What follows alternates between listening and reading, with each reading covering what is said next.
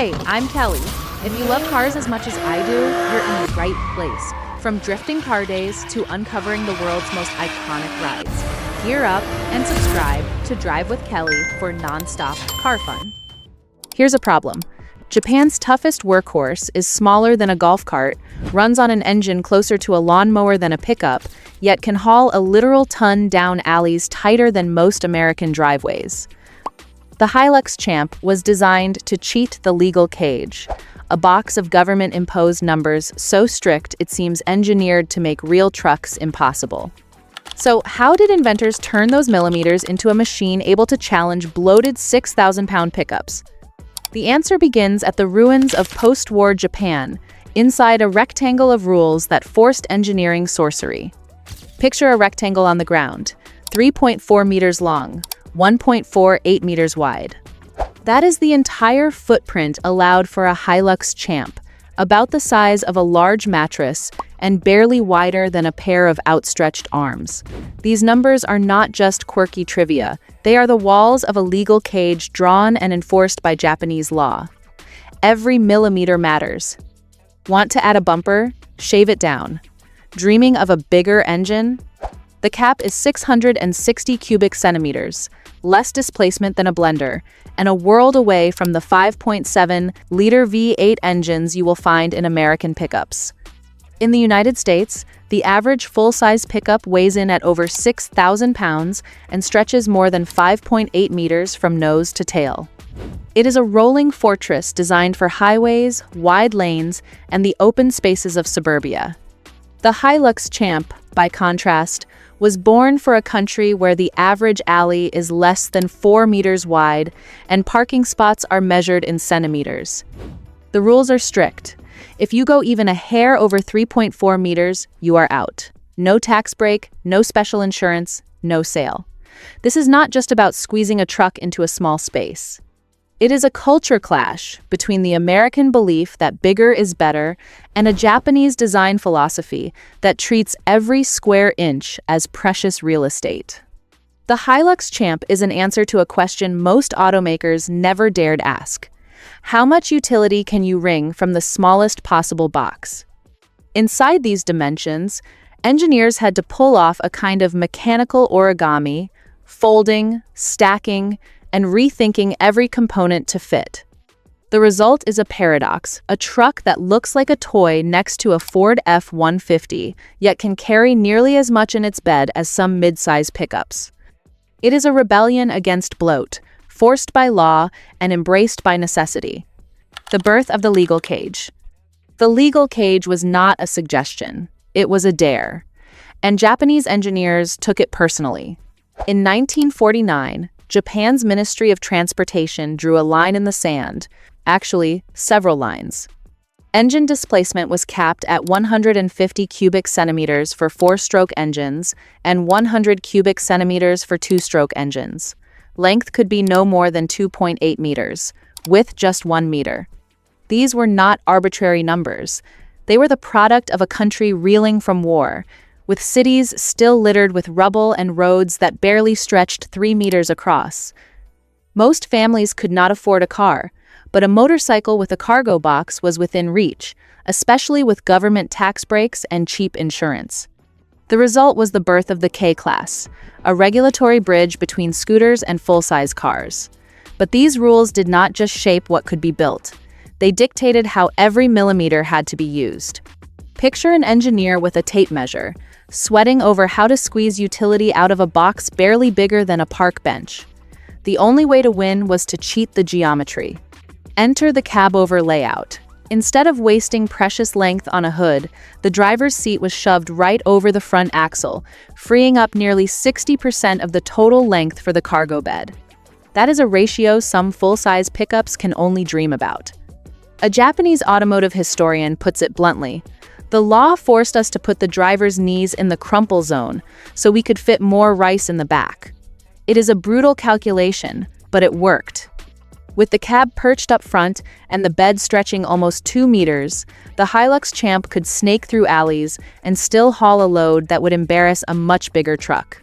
Every constraint from tax policy to street width to engine size became a design challenge, and the cabover solution was the ultimate hack for a country where space is always at a premium. The tiny engine that could. Crack open the engine bay of a modern Hilux Champ and you will not find a V8 or even a 4-cylinder. Instead, there is a 3-cylinder engine so tiny it could double as a countertop appliance. 660 cubic centimeters, capped by law since 1990. That is the entire limit. Not a guideline, not a suggestion. It is the mechanical equivalent of a bouncer at the door, turning away any extra displacement. But here is the twist. Inside, that micro-heart beats the kind of technology you would expect in a much pricier machine. Multi-valve heads, fuel injection, and in some models, a turbocharger that spins like an angry wasp. A Hilux Champ mechanic, sleeves rolled up, rolls the truck onto the dyno. The numbers do not lie. 63 horsepower at peak, right up against the legal ceiling. But the real story is torque low and flat, built for hauling, not for speed. Forced induction options, especially after the 1990 regulation, let these engines punch above their weight. Turbocharged variants squeeze every legal watt, all while sipping fuel at rates American pickups can only dream about. Dyno graphs from the shop wall tell the story in sharp lines. A narrow band of power, but tuned for utility. The 3-cylinder layout is not just a cost cut. It is the optimal balance for vibration, packaging, and emissions. Engineers did not just accept the 660 cubic centimeter limit. They turned it into a proving ground. The result is a micromotor that can lug a half-ton of gravel up a mountain road, all while staying inside the legal box. That is not just compliance. That is a masterclass in mechanical judo. 2 schools of packaging philosophy. The Honda Acty and Subaru Sambar do not just share a parking lot. They represent 2 clashing schools of packaging philosophy.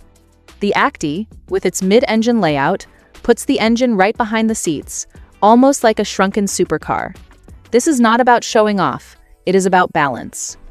By planting the engine in the middle, the Acty keeps its center of gravity low and its weight evenly split between the axles.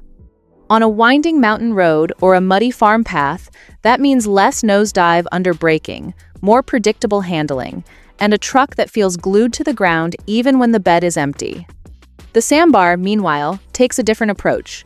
Its rear engine and rear-wheel drive setup is pure mountain goat logic. With the engine perched over the back axle, the Sambar delivers traction where it matters most, straight to the drive wheels.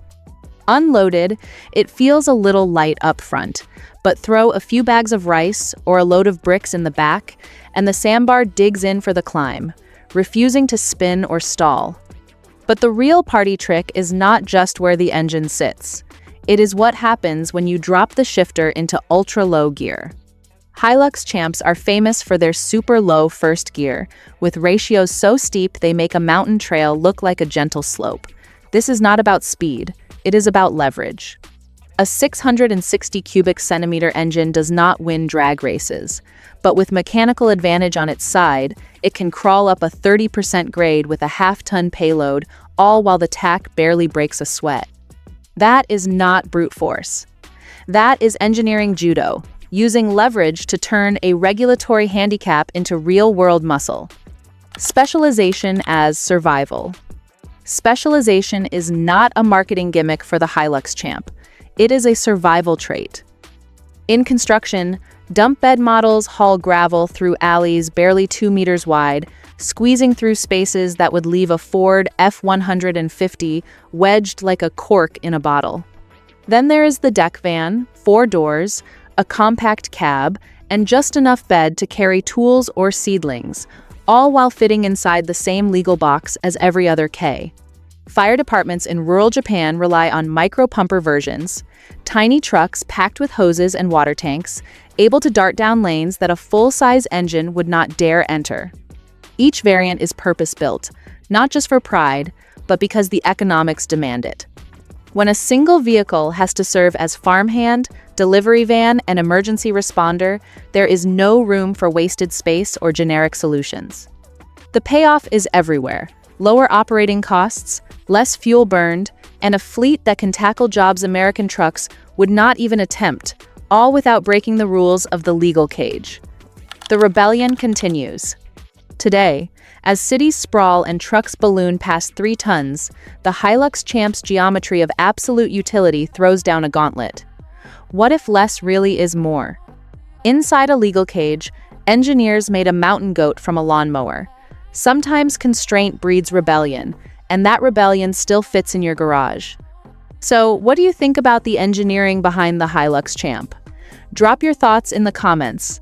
Is this the future of work trucks or just hype? And if this surprised you, subscribe to Drive with Kelly, tap the video popping up on the upper left of your screen right now. Trust me, you do not want to miss what Toyota just pulled off.